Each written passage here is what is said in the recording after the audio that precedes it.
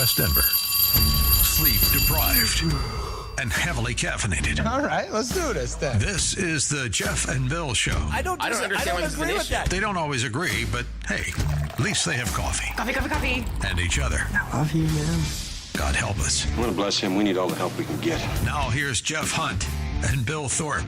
The Jeff and Bill Show on News Talk 710 KNUS.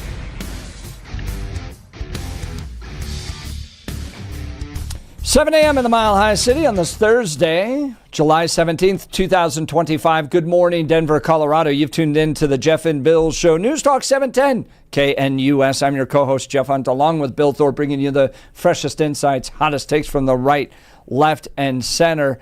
Yesterday, Bill and I were debating educators and education and the recent NEA battle that's taking place between them and Trump and all that stuff. And they held this big conference, and did they make it about addressing failing schools? No. Did they make it about addressing kids not meeting standards? No. They just made it anti-Trump. And even though you and I had some disagreements on that, it was shocking to both of us that education didn't seem to be item number 1, 2, 3, 4, 5, or 6. There was nothing addressing student achievement that seemed to be at the top of the list. It was all the political stuff, and that disappointed both of us. It was ridiculous. Well, one of the issues we brought up was teachers getting assaulted. Yeah. And you talked about and raised the question, all right, if they don't care about the students, why would they face being assaulted by these students and come back? And one of the callers called in, I think it was Spencer, and just said, oh, it's a paycheck. They need to do that. Well, lo and behold, we came up with, or I was reading through the Denver Gazette's opinion pieces, which I love, by the way, and Laura Carno, good friend. She's the executive director of Faster Colorado, which is all about training teachers to respond to a school shooting. We often think about violence in schools and put it in that category, school shootings, that type of thing. Well, when you actually look at assaults taking place from rural classrooms to urban schools, teachers, counselors, paraprofessionals. I mean, you've got broken ribs, unanswered calls for help, a system that's looking the other way. And when they polled some of the teachers, I mean, they got some stunning results. Over 1,100 educators responded from across the state. Wait, don't tell the percentage yet. Let's ask the listeners and see if they can guess. Give me the total number of educators, and then we'll ask the listeners. And when Laura Kerner comes up, we'll have her discuss the percentage. So how many educators did they talk to? They talked to over 1,000. 1,100 educators responding from across the state, from urban, rural, and suburban schools. Yeah, so across different demographics. And here were the questions they asked. Have you had a student attempt to cause physical injury to you or another adult in your presence? And then, have you been physically injured by a student? Yeah. So have you seen like an effort, an attempt to assault, and then have you been physically? Yeah. And what we want to know from the listeners is, just in your mind for the next couple of minutes, think about what percentage of the respondents, of those teachers, over 1,000, would respond back and say, yes, I have seen a student try to assault another adult, or I have been assaulted by one of the students. What percentage do you think that is? This is going to be interesting. We'd love to hear from you. Text message line 720-819-5115. We're going to talk to Laura Carno here. I posted this on X just a minute ago. If a student hits a teacher, it should be illegal for the teacher to hit the student back. I think it would solve a lot of problems. And people are already engaging a lot with it. Oh, I bet. So some people saying, hey, this is a great fiscally responsible way to get honorably discharged vets and first responders to be teachers. They might actually do some good, especially in some of those more rowdy schools. Yeah, a kid hits you, you get to hit back. Somebody else texted in, they should be required to hit back. Others say, no, that's a good way for teachers to get jumped by other students, and we'll end up with big fist fights in the classrooms. I can't imagine. Yeah. I can't imagine hitting a teacher. Now, I want to jump to the phones. That seems wild to me. The idea that you would ever ever hit a teacher. Yeah, now I want to jump to the phone. I want to talk to Melissa real quickly because she just called in.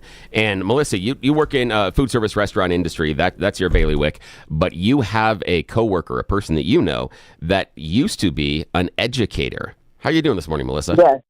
And yes, he was an educator, and a 15-year-old girl slapped him across the face, open-handed, and he decided to become a chef instead. He liked to cook on the side, and he switched immediately. Yeah. And in fact, Melissa, I appreciate the phone call because that's kind of what we talked about with Spencer yesterday. He was like, no, those teachers will show up because they need the paycheck. But you're an example of, here's a teacher that was assaulted by a student and he found a different paycheck.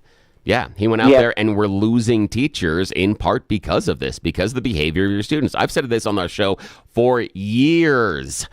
Some of your children are monsters and we are refusing to address that issue. Yeah. Hey, Melissa, thanks for the phone call. I appreciate it. Thanks. I just go back to, we had one teacher in my elementary school that was feared.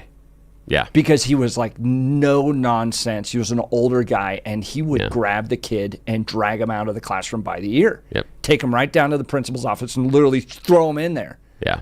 And that sent a message. Can't do that anymore. I know. See, I disagree with that. You should be able to. No, but the issue is can't, not should. Right. The issue is you can't. And the example, and I'm going to do it right now, I'll tell you, and we'll talk about this later too. I know someone that worked in school security, okay?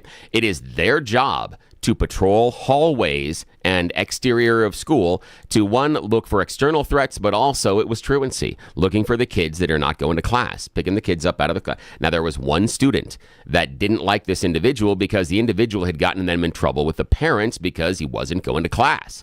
And so there was consequences. So now he didn't like this guy. This guy got him in trouble. So he would say things to try to get a rise out of this security individual. This is a black man who was in his early 60s at the time. Eventually, you know the word the kid goes to.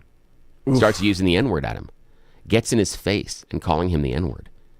This security professional grabs the kid by the arm and takes him down to the dean's office. Right. And I think everything so far I agree with. The kid was given a warning, told not to do it again, and the security professional was fired. What? Was fired. Because they grabbed the kid and took them down to the office. They were fired because of it. And the reason that was given was exactly that behavior in the school at that time. They were dismissed because of it. This is in a high school. And the kid was in his face calling him the N-word. And he's a 60-plus-year-old black man. And the only thing that he did, to his credit, was to grab the kid by the arm. That's it. And drag him down to the dean's office, and he lost his job. Idiot. That's the system. That's the system. In that case, I almost feel like the security professional could sue for discrimination. Yeah, I know. But based on the parameters and what's set up inside the schools, can't. It's done. Yeah. Unbelievable. Yeah, exactly. That's what it's like sometimes. If I was the administrator and that guy had slapped the kid back, I would have been like, good for you. Maybe you'll teach him a lesson. Why can't teachers teach kids lessons in life? Well, it's because what happens is, remember, we talked about it yesterday. Once you do that and you have the teacher slap back to the kid, the parent shows up and says, so what? And says, go to court. You don't I want to see those parents pay legal fees. No, but it's, you don't hit my kid. You don't hit my little bottle of sunshine. It's your problem. Your teacher's too aggressive. And they'll file suits. You can find. Go. Let's do it. Let's have a court battle. But the problem is this. Who pays for that? Who pays to defend that? You and I do, the taxpayers, because it comes out of schools. You got staff. I know, but it's the school budget. I know, but it's the school budget. And here's the problem: is that when you get into that, how many of those lawsuits, as a school district, do you want to fight? And every one of those dollars comes out of another program. Comes out of student instruction, comes out of building facilities, comes out of paychecks, comes out of raises, comes out of all of that. We don't tar and feather people enough. If we just did that, a lot of that stuff, including the parents. Yeah. There's some problems there. Yeah. There's a larger problem. I can't wait to talk to Laura Connor because, she has pulled back the curtain on a really large problem I've been screaming about for years. This is going to be a good one. Man, we got to get to news and comment because Laura's going to be joining us here in just a second. This is a big issue. Text messages, by the way, coming in. Teacher, 24 years, Cherry Creek School District. Question number 1, how many times have you seen Percent of educators who have seen somebody try to hit somebody. Yeah. She says 100%. Question number 2, how many educators have been actually assaulted themselves?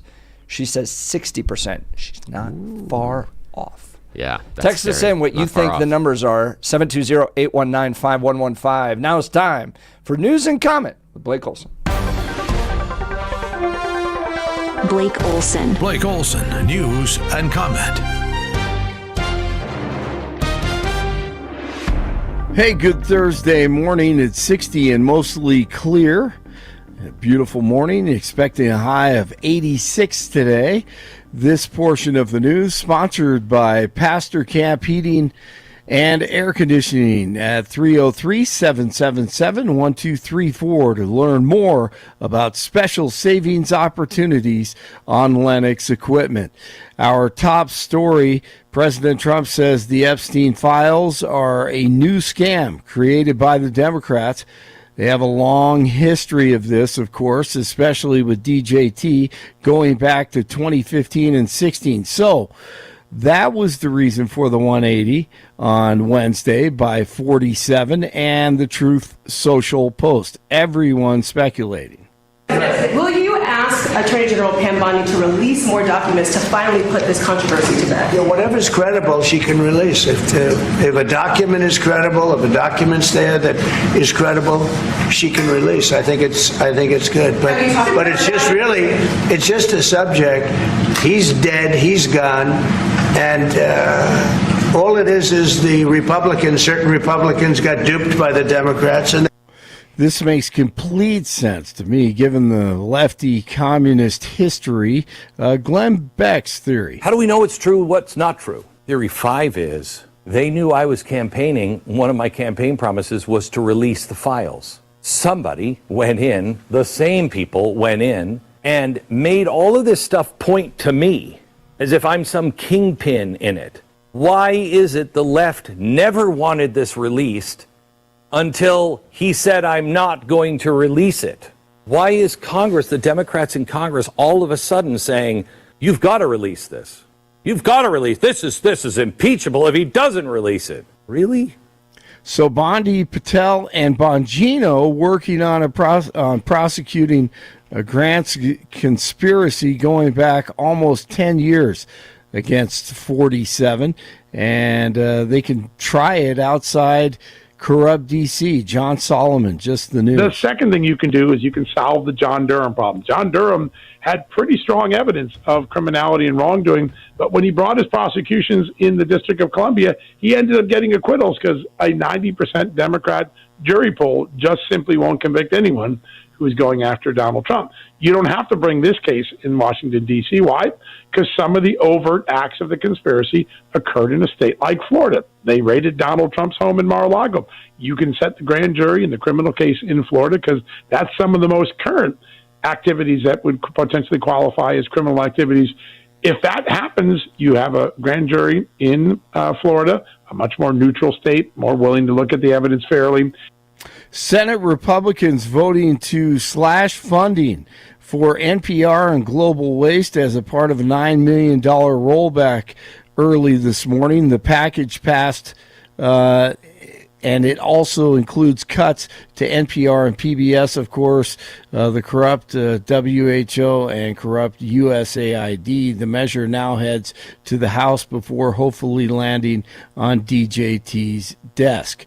A suspect has been arrested after a state trooper used a grappler to stop a stolen vehicle in Thornton. CSP Sergeant this video is so crazy. Did you see that? Yes, it is crazy. Ivan Alvarado says it's become a very useful tool. Even though it did cause a crash, it was a safer way to apprehend this vehicle without having to do what's called a tactical vehicle intervention. You know, the ones we know as where we spin the cars around. Yeah, so the pit maneuver. I'll be honest, though, watching that video, it's kind of like when he hits the car, there's this moment where now the force of the car takes the police cruiser and throws it into the middle of the highway barrier, exactly. And so you're kind of like, well, I can only imagine being driving, going, I'm not sure that was the best decision. It stopped the chase, which is nice, but physics. When you connect two cars together, you no longer have control. Exactly. The stolen Dodge Ram, no, you're right. It was spotted early Wednesday in the area of East 84th and Grant. The state trooper was able to use the grappler to disable the stolen vehicle, and the suspect was caught after a brief foot chase. The trooper's cruiser also crashed into the median after deploying the grappler, but officials say the trooper was not hurt, thankfully. But I agree with Jeff on that one. A man is dead following a shooting in Greeley. It happened at a multifamily residence. The victim, identified as a 37-year-old Greeley resident, died from his injuries during transport to the hospital. His identity is being withheld until next of kin are notified. A lightning strike at a New Jersey archery range has killed a 61-year-old man and injured at least 13 other people. The incident occurred in Jackson Township Wednesday night. The other victims were reportedly from a local Boy Scout troop and received burns from the strike. None of the injuries were life-threatening.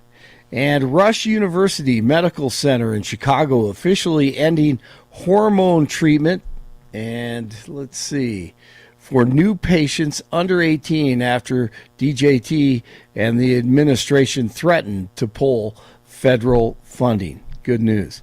56 in Castle Rock, 57 in Boulder, 60 in Denver. Jeff and Billy continue on Thursday. Blake Olson, News Talk 710, KNUS. A cold front moving south along the Front Range will trigger an excellent chance of showers and thunderstorms today through tonight into tomorrow. Be advised, especially today, of the risk of severe weather with heavy rain, large hail, strong winds. High 70s and low 80s falling into the 70s, upper 50s tonight, 80s tomorrow. Weather is a service of L&L Heating and Air Conditioning. For quick, trustworthy, and dependable service, call L&L Heating and Air Conditioning at 720-851-1691. Visit them online at bestdenverhvac.com. You'll be comfortable with L&L. Meteorologist Don Day in the 710 KNUS Weather Center.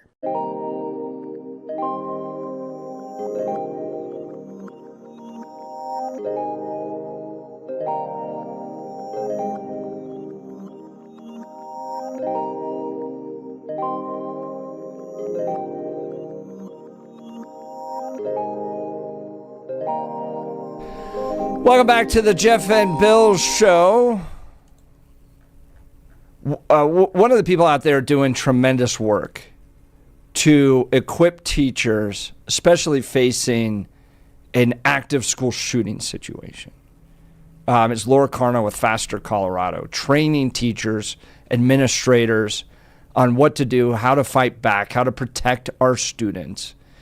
But she found herself in an interesting situation where she was appointed via Paul Lundeen, former Senate Minority Leader, to the Colorado Educator Safety Task Force.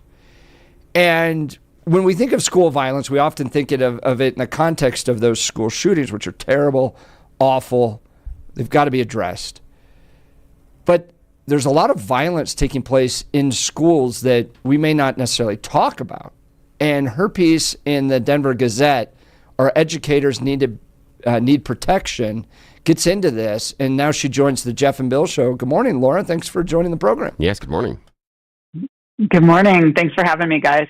So tell us what you all found out as you joined this committee about violence taking place in our schools. Yeah, and you're right. You know, I spend my waking hours thinking about how to protect schools against school shootings, which they're all over the media when they happen, and all that kind of stuff. Everybody knows about them. And this Educator Safety Task Force kind of set that aside and was talking about violence by students against staff. And this is hitting, kicking, throwing things, beating them up, all these kind of things. And you guys, I was I was stunned that there was this much of it going on. And the reason I was stunned is because this isn't the stuff that makes the news. And despite the fact that all of these incidents are supposed to be reported, there are laws that say it needs to be reported. It's not being reported, and it's being, handled quietly at the campus, and let's not get law enforcement involved. And that's why we don't know anything about it. But as you were alluding to with this survey that we did, this poll that we did, the numbers are stunning. Let's get into those numbers. You looked at and spoke with 1,100 educators who responded to a survey you put together from across the state and from urban and rural and suburban schools. You linked to the findings of the survey, but here's the first question you asked. Have you had a student attempt to cause physical injury to you or to another adult in your presence? And what was this response number? 74%. Stunning. That's 3/4 of all the educators you talked to. And I personally think it's a little short. I think it falls a little short because I would have guessed higher than 80. Yeah, based on my personal experiences and people that I know. And so just to talk about statistically significant samples and all that kind of stuff, were people more likely to respond to the survey who had the experience? Potentially so. But even if it was half of that, was anybody aware that this much violence was happening? And in the case of this question, attempted violence. Does anybody know that much was happening? And I think for a lot of people, unless you know, this is what I've come to find out what Bill is saying, unless you know somebody in education who has shared stories like this, you might not have known it. What I'm finding is if you know somebody in education, specifically people who left education because of some of these issues, you might not know that number. That's Laura Carno. She's the executive director of Faster Colorado. She sits on a committee with regards to educator safety. It's a task force put together here in Colorado that's looking at violence taking place in our schools. The second question you surveyed, again, over 1,000 educators, rural, urban, across the spectrum. Have you been physically injured by a student, and what was that number? 50%. And we were stunned. So the task force members, I was one of the few not in education. And as far as like working directly in a school or being a mental health professional that works with schools or law enforcement that works with schools, I was one of the few. The stories that these individuals told, and they were probably selected for the task force because they had these issues of having violence perpetrated upon them by students, including one who was taken away by ambulance with broken ribs, that I talk a little bit about in that article. And so as we were hearing these first-person stories, and you guys, you know me that I'm a very logical thinker. I want to see numbers and facts, and I'm not a real feeler in my decision making. This is a very emotional experience being a member of this task force because on the right side of the aisle we might say, oh, teachers, it's all teachers unions, it's all politics, it's all this and that. These are human beings who went to their workplace, were assaulted by somebody that they worked with, so to speak, the students. And in many cases, nobody came to help them. In many cases, it was swept under the rug. In many cases, they weren't given time off, even though they had just been beaten up by somebody that now they need to go teach again.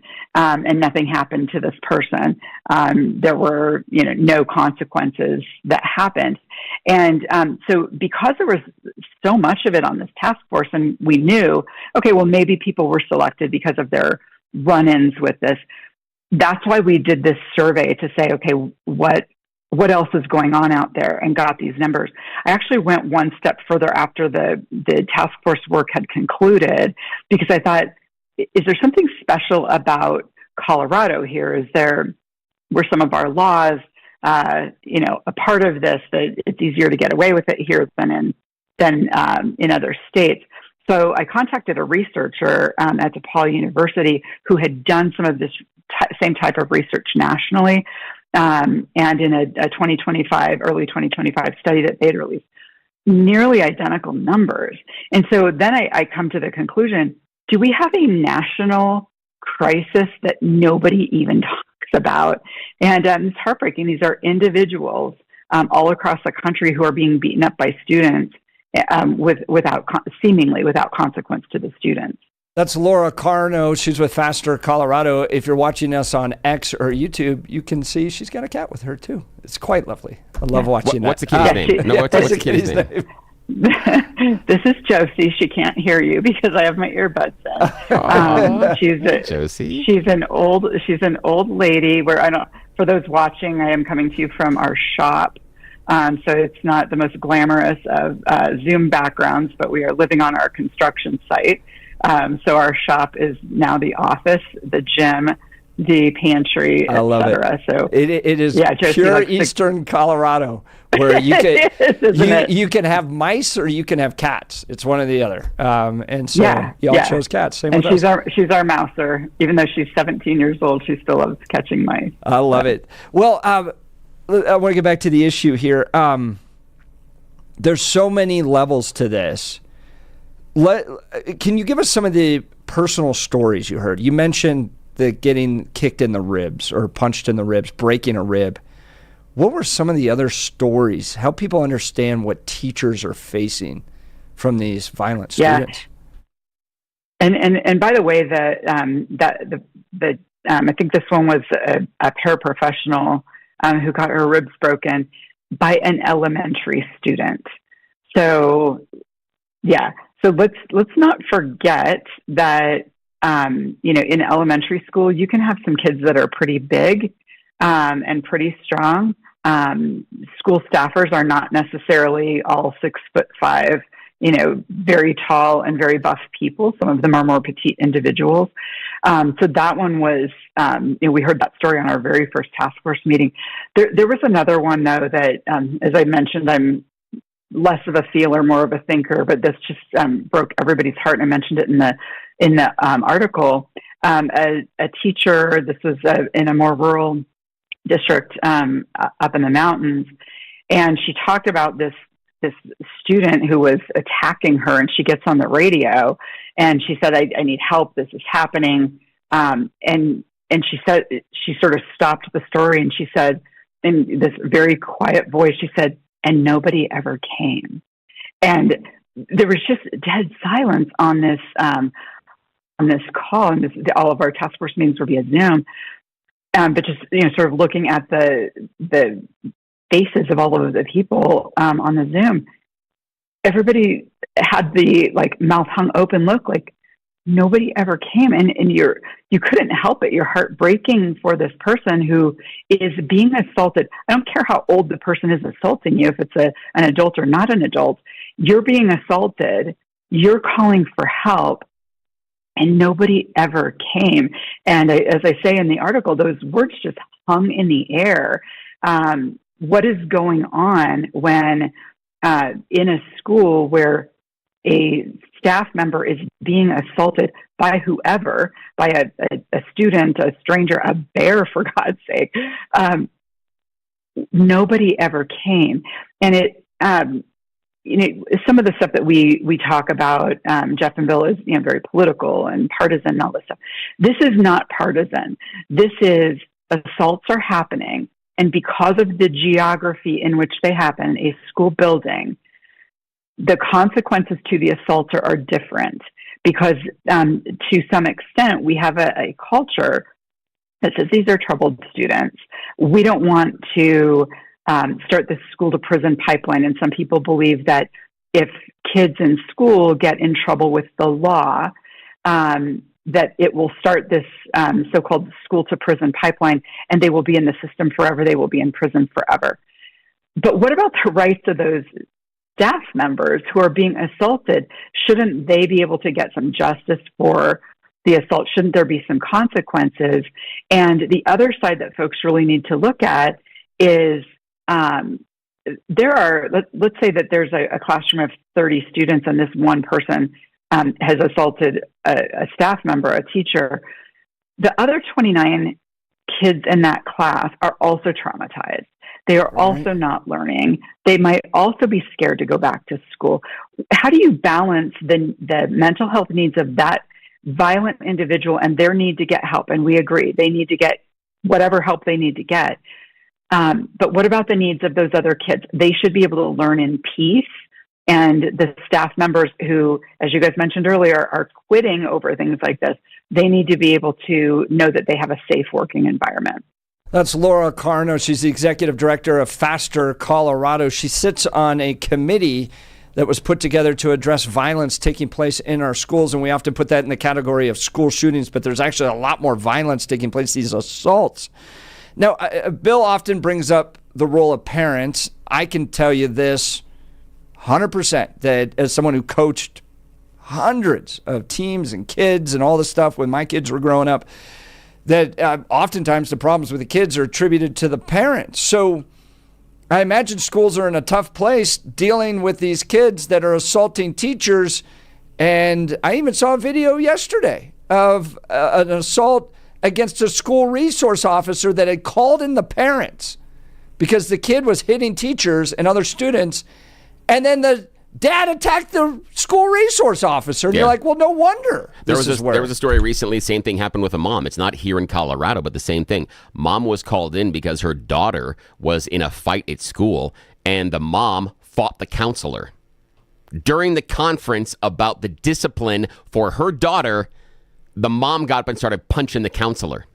So what are parents to, or what are educators to do in this situation where you likely have a systemic problem within the house?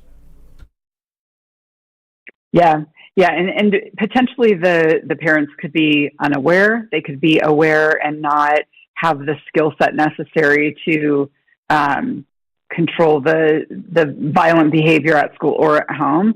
They could have their heads in the sand and say, no, not my kid. My kid is, it must have been the teacher. There wasn't one theme. Because on the task force, we had people from neighborhood schools, charter schools, as you mentioned, urban, suburban, rural. There were a lot of different approaches in different areas that we talked about because there was a lot of discussion. Is there legislative remedy needed here, or are there best practices needed here?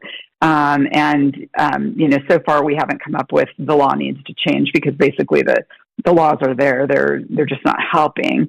But there was a lot about parental involvement. So some of the bigger school districts that were represented have less parent contact because there was a much higher prevalence of both parents working maybe 2 jobs each, just not being as available for their kids during school hours, not during school hours, and more of a feeling that like the school was, kind of that in loco parentis in place of the parent.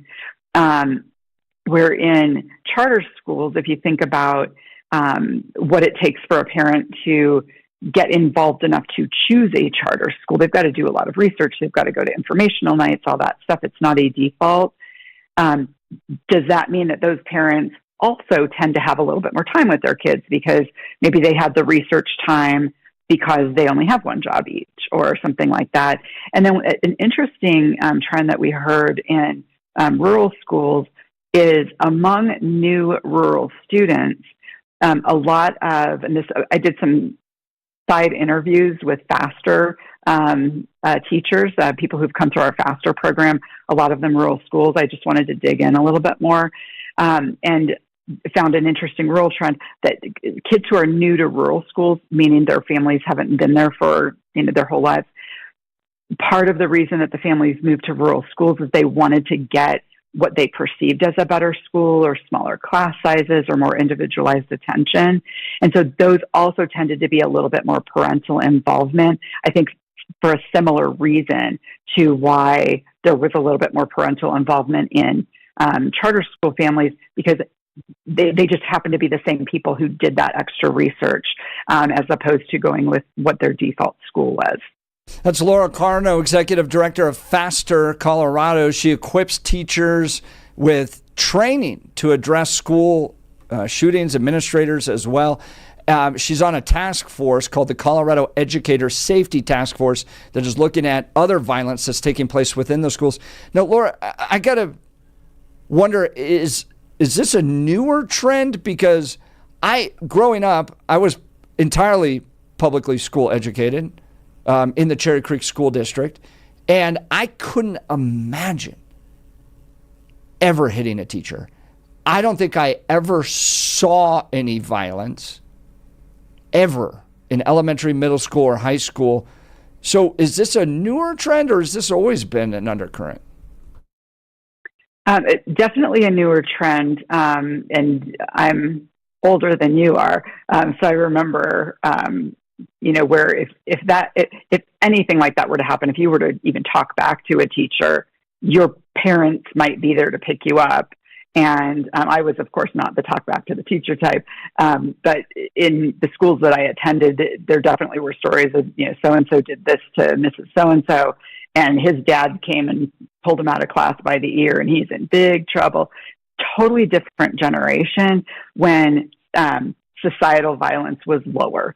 But if you look at shorter-term trends, what we learned on the task force is that since coming back from COVID, it's gotten significantly worse. So I think looking at the shorter term trends is very interesting as well, because what happened when kids whose parents both had jobs, both might have had two jobs, and they were, in that isolation situation and didn't have adult supervision during the day, those kids potentially got worse during that time.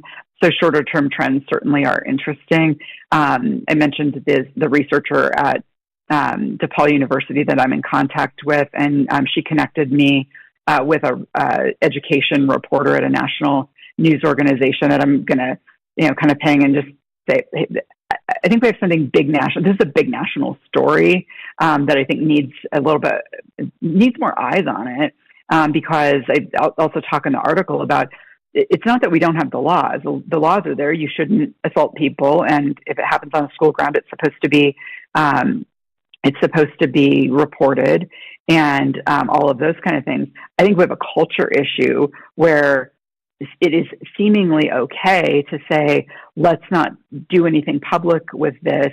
Let's get the violent kid, the help they need, and not talk about it anymore. There seems to be a cultural issue that it's okay to do that. And I make the point in my article, that is not okay. People going to a workplace, being assaulted physically, that is not okay, whether it's at, KNUS studios or a school or wherever. Violence is not okay. And we can't have this, sort of two-tiered justice system that if you beat somebody up down the street, you can get in trouble criminally for that, but if you beat somebody up on school grounds, you get a free pass. That's just not okay culturally. That's Laura Carno with Faster Colorado talking about violence that's taking place in our schools. We got a text message here from an educator who wrote, could you talk about maybe students on IEPs? Bill, remind me what IEP stands for. Basically, those are kids that need extra support services. It would be Extra special services. ed. So, it's an individual educational profile. That's basically our plan. Individual educational plan is what it is. But if you need extra support services, and IEP kids many times can be extra disciplinary issues, and I appreciate what Laura Carner was talking about, and especially bringing in the paraprofessionals, because if you would separate the two communities inside of a school and talk about teacher assaults and paraprofessional assaults, you will be shocked at the larger increase of assaults on the paraprofessionals. You will be absolutely shocked with the amount of individual violence they deal with on a daily basis. And in some of the instances that I'm aware of with kids on IEPs and what's gone in schools, I know a kid that was on an IEP, and this is from an educator that I'm familiar with that I know, that was on an IEP, and this is in 5th grade at the time. This person's a 5th grade teacher. He has some behavioral issues. He has an outburst during class. Okay, this is in regular classroom time. The instruction was to take all of the students out of the class until he calms down. So the learning stopped for everybody else in that classroom while the child flipped desks, threw chairs around, took things out of other people's desks, threw it all over the place, tore up things off the wall, made the entire classroom a mess. When they calmed down, the para was able to get them out of the classroom, and then the classroom had to be put back together, and then finally the education can return. That's hours of lost educational opportunity for each and every one of those kids based on how they dealt with one kid. I know another instance in an elementary school where the child was basically put into a room and he was allowed to destroy whatever is in that room until he could calm down. And that included a paraprofessional having to go into that school. And this is an elementary school kid who I believe is in 3rd grade at the time.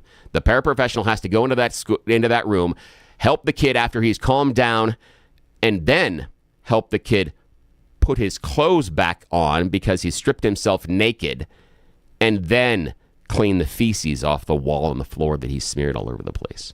Jeez, that's what the para's responsible for. Why don't we bring back nuns as teachers? Yeah, that's what they're responsible for. My mom grew up with nuns as teachers, and she was terrified of them. Yeah, I know paraprofessionals have been assaulted. I know, and when Laura was talking about students that are too big, yeah, I have a member of my immediate family that talks about dealing with kids inside of her school that are bigger, larger, and stronger than she is. I have someone that I know directly that was involved in having a student assault them and had the exact same experience that Laura talked about. On the phone, on the radio, I need help, I need help, I need help. No one came.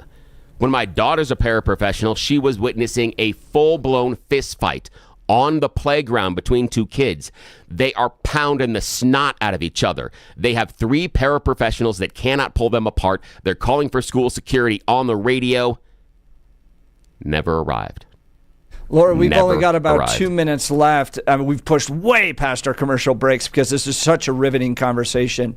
Where do we go from here? Yeah. And how can people connect with Faster Colorado? Yeah, and let me just really quick address the IEP issue. There are kids that need special help. How can we get them the help they need in a dedicated environment so that what Bill was talking about doesn't happen to all of the other kids? That's where I would see the solution. My article is all over my social media. I would ask people to read it, to share it, see what's going on at your kid's school. We need a cultural change, and that starts with parents saying it's not okay for my kid's teacher, my kid's para to be beaten up. And Faster Colorado, where we train armed school security teams, folks can go to fastercolorado.org. Again, very separate situation from what we're talking about. Fastercolorado.org and see what we're doing.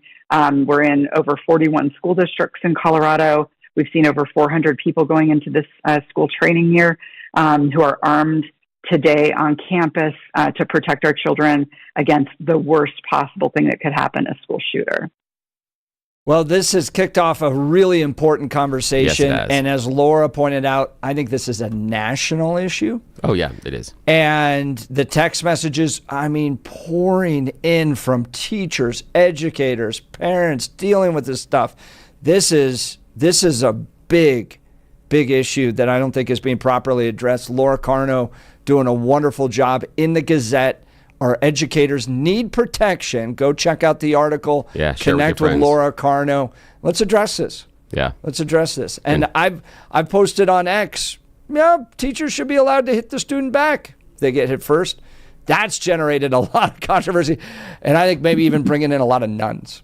Yeah, nuns would probably. The thing is, as Laura outlined, the very first thing that happens is those parents walk in there, they threaten to file a lawsuit, and they say it's the teacher's fault, it's the school's fault, you've created this. My little bundle of sunshine and kittens isn't that violent. It's your fault. That's what happens every time. Let's create a legal defense fund for teachers. All right.